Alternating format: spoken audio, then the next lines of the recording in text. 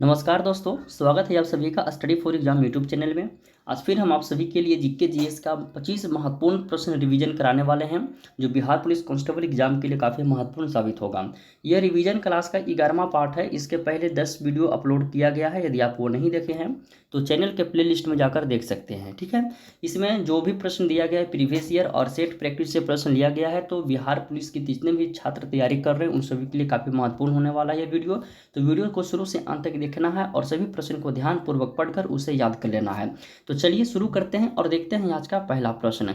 Daily set practice और online test cues के लिए आप इस वेबसाइट पे जा सकते हैं, educationkidunia.com पे। लिंक वीडियो के डिस्क्रिप्शन में मिल जाएगा, जहां से पीडीएफ भी आप डाउनलोड कर सकते हैं। ठीक है, चलिए देखिए पहला क्वेश्चन। देखिए पहला क्वेश्चन है कि भारत में कार्यकारिणी निम्नलिखित में से किससे प्रत्यक्ष रूप से उत्तरदायी होता है? तो राष्ट्रपति के प्रति, न्यायपालिका के प्रति, कि जनता के प्रति, विधानमंडल के प्रति। तो क्वेश्चन नंबर फर्स्ट का उत्तर याद रखिएगा दोस्तों, विधानमंडल के प्रति जो है वो प्रत्यक्ष रूप से उत्तरदायी होता है। ठीक है, भारत के कार्यकारिणी। ठीक है, अगला क्वेश्चन देखिएगा। ये देखिए क्वेश्चन आपका पूछा हुआ प्रश्न था तो हम इसमें शामिल कर चुके हैं। ठीक है, इसे याद कर लीजिएगा। अगला क्वेश्चन देखते हैं, 2 नंबर क्वेश्चन। 2 नंबर क्वेश्चन है कि भारत की राष्ट्रीय आय का सबसे बड़ा भाग निम्न में से प्राप्त होता है। भारत की जो राष्ट्रीय आय है ना, वो सबसे बड़ा भाग किससे प्राप्त होता है? द्वितीय सेक्टर से प्राप्त होता है, कि तृतीय से, कि प्राथमिक से, या असंगठित क्षेत्र से?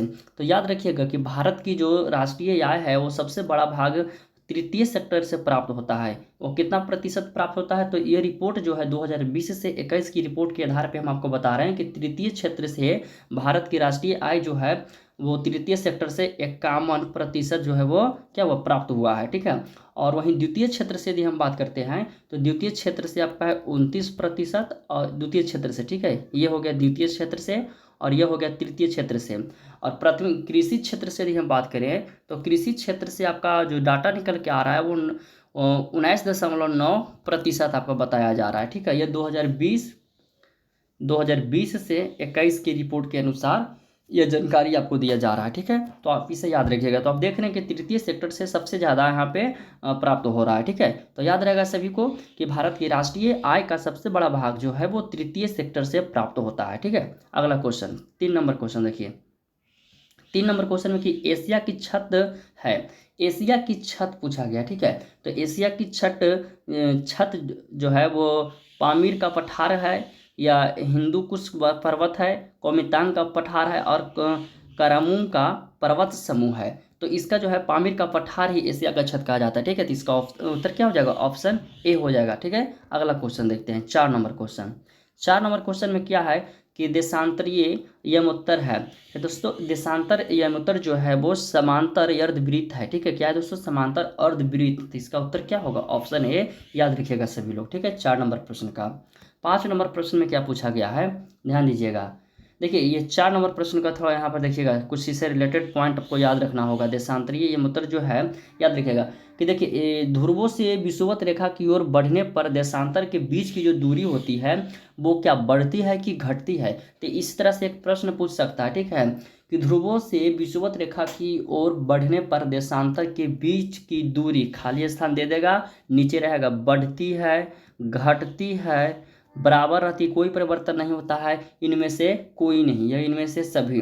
तो जो याद रखिएगा दोस्तों कि ध्रुवों से विषुवत रेखा की ओर बढ़ने पर देशांतरों के बीच की दूरी जो है वो बढ़ता है। ठीक है, क्या रहेगा? बढ़ती है, याद रखिएगा। ठीक है, चलिए अगला पॉइंट, सॉरी अगला क्वेश्चन देखिए, 5 नंबर क्वेश्चन, कि शेयर कीमतों में इनसाइडर ट्रेडिंग किसे कहा जाता है? तो शेयर कीमतों में इनसाइडर ट्रेडिंग जो है दोस्तों है वो किसे कहा जाता है? बुलियन ट्रेंड को कहा जाता है, या फिर आपका रेशो ट्रेंड को कहा जाता है? इसी तरह से आपका 4 ऑप्शन है। याद रखिएगा जब भी प्रश्न पूछेगा शेयर कीमतों में इनसाइडर ट्रेडिंग तो वुलिन ट्रेंड को कहा जाता है। ठीक है, ऑप्शन हो जाएगा ए, वुलिन ट्रेंड को। ठीक है, 5 नंबर प्रश्न का। 6 नंबर प्रश्न देखिए।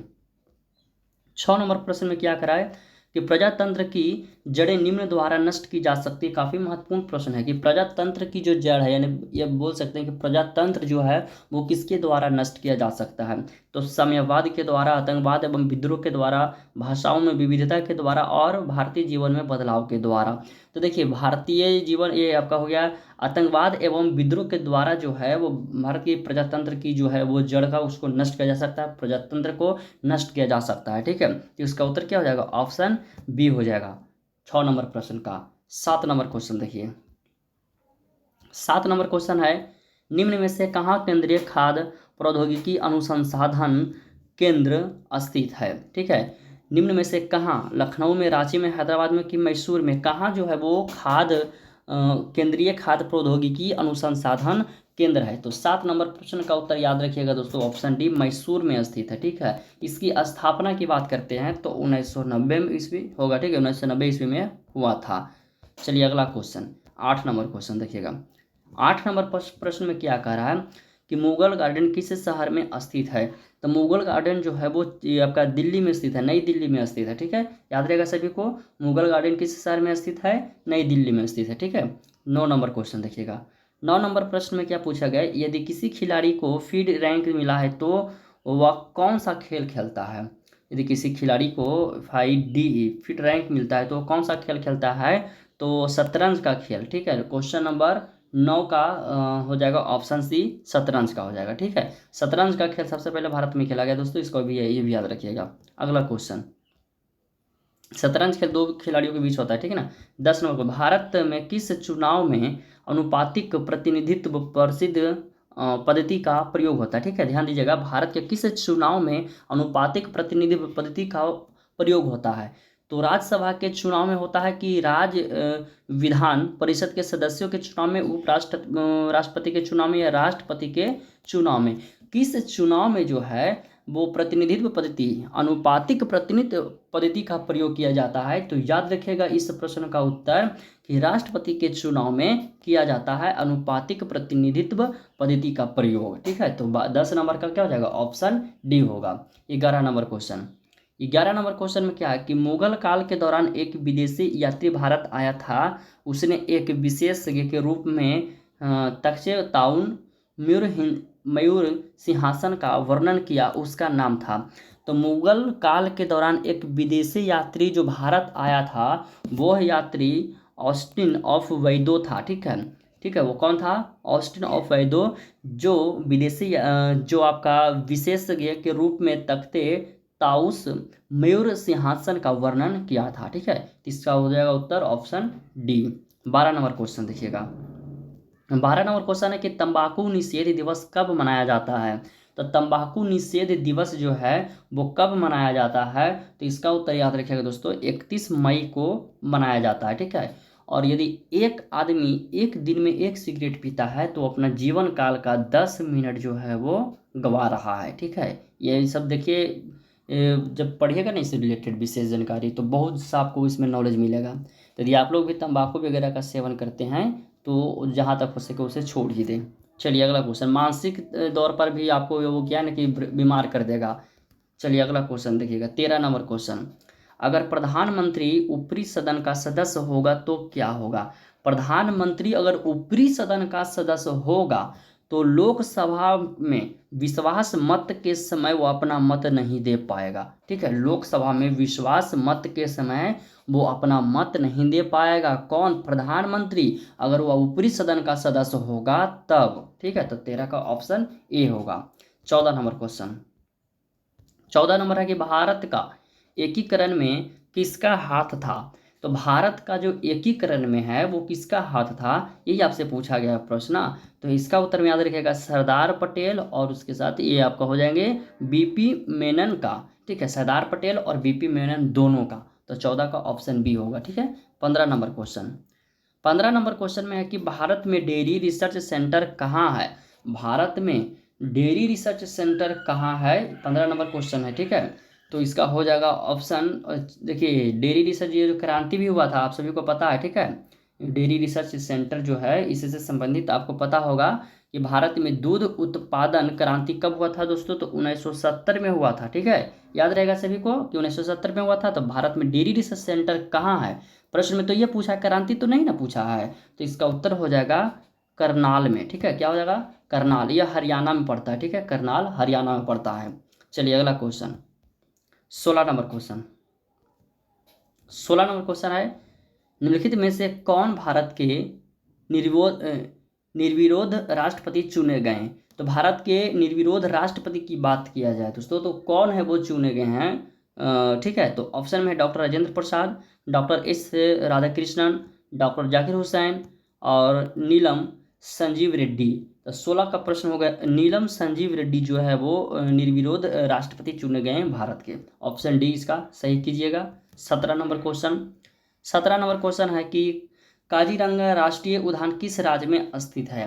तो देखिए राष्ट्रीय उद्यान राज्य से संबंधित कुछ आपका 4 पॉइंट हम इसमें बताएंगे, सभी को आपको याद रखना है। परीक्षा में काजीरंगा राष्ट्रीय उद्यान ना पूछ करके दोस्तों आपको ये भी पूछ सकता है जिम कॉर्बेट उद्यान, कान्हा किसल उद्यान या फिर आपका कंचनजंगा उद्यान, ये सभी पूछ सकता है, ठीक है। तो काजीरंगा की भी बात किया जा रहा है तो काजीरंगा हो जाएगा असम में, ठीक है। 17 का क्या हो जाएगा, ऑप्शन डी हो जाएगा। और उत्तराखंड के पूछेगा तो जिम कार्बोनेट, ठीक है, इसको याद रखिएगा। मध्य प्रदेश के पूछेगा, यहाँ पे लिख देते हैं जिम कार्बोनेट, ठीक है। और आपका मध्य प्रदेश का हो जाएगा कान्हा किसलय, कान्हा किसलय।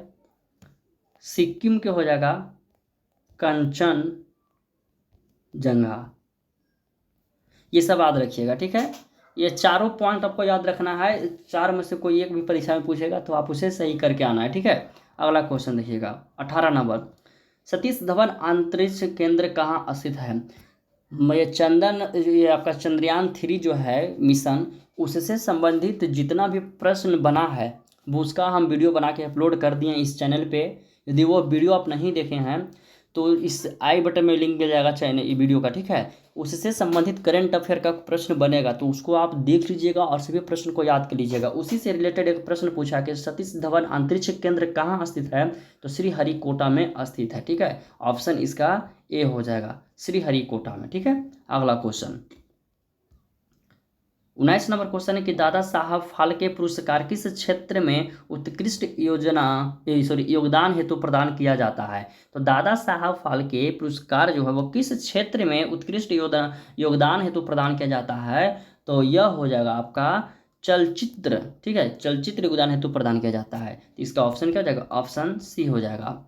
अगला क्वेश्चन देखिएगा 20 नंबर क्वेश्चन में क्या पूछा गया दोस्तों कि शक संवत की शुरुआत किस शासक के द्वारा की गई है। तो शक संवत की शुरुआत जो है ये किस शासक के द्वारा, तो कनिष्क, ठीक है, शासक के द्वारा की गई है, ठीक है। ऑप्शन इसका सी सही कीजिएगा। 20 नंबर हो गया है। 21 नंबर प्रश्न देखिए, करें कि भारतीय संविधान में आपात उपबंध की व्यवस्था किस देश से संबंधित संविधान से ग्रहण की गई है। तो भारतीय संविधान में आपात उपबंध की जो व्यवस्था है यह किस देश के संविधान से ग्रहण की गई है, तो वह देश का नाम है जर्मनी, यानी जर्मनी देश के संविधान से ग्रहण की गई है, ठीक है। तो 21 का सी होगा। 22 नंबर क्वेश्चन, हड़प्पा सभ्यता के किस पुरास्थल को सिंध का बाग या मृतकों का टीला कहा गया है। तो हड़प्पा सभ्यता के किस पुरास्थल, तो मोहनजोदाड़ो को सिंध का बाग या मृतकों का टीला कहा गया है, ठीक है। तो 22 नंबर का क्या हो जाएगा, Mohenjodaro, option B. 23 number question, 23 number के हर्षवर्धन के समय में बिहार राज्य में कौन सा विश्वविद्यालय प्रसिद्ध था। तो हर्षवर्धन के समय दोस्तों आपका जो नालंदा का जो विश्वविद्यालय है यही प्रसिद्ध था, ठीक है। तो 23 का ऑप्शन डी होगा। 24 नंबर क्वेश्चन देखिएगा, 24 नंबर में कि बिहार के किस विधान को मैथिली कोकिल कहा जाता है। बिहार के किस विधान को मैथिली कोकिल कहा जाता है, तो 24 नंबर प्रश्न याद रखिएगा, विद्यापति, ठीक है। किस विधान को मैथिली कोकिल, बिहार डायरेक्ट पूछेगा, बिहार के मैथिली कोकिल कहा जाता है तो विद्यापति को, ठीक है। ऑप्शन सी याद रखिएगा। 25 नंबर क्वेश्चन, गोबर गैस में कौन सी गैस होती है। तो गोबर गैस में है वो मीथेन गैस होती है। एक योजना भी चलाया गया है बिहार सरकार के द्वारा भी, देखिएगा तो हर एक गांव में जो है वो कचरा से गोबर गैस का निर्माण किया जा रहा है, ठीक है। तो गोबर गैस में कौन सी गैस होती है, मीथेन गैस होती है। यह 25 प्रश्न हम आपको सिलेक्ट किए हैं प्रीवियस ईयर सेट प्रैक्टिस का। कैसा रहा है आपको वीडियो के कमेंट बॉक्स के माध्यम से बताना है।